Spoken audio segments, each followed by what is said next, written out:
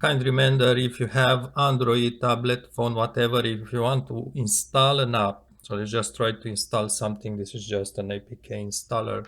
So it looks like this.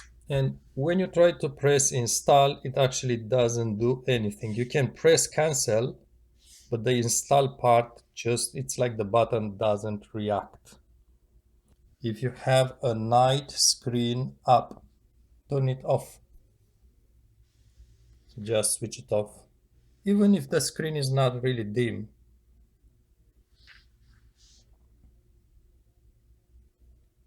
This is off. Let's just go back to that app installer. I'm going to try it again. It's the same app, an old retro game. Perfect. Okay, so that's the screen thing. Let me just show you something else. In the this is more like basic. In the settings, lock screen and security, make sure you switch this to on. If the apps you are installing are like file APK files, things like this, make sure you also have this on. But most of the times that problem is caused by a night view screen, night view application.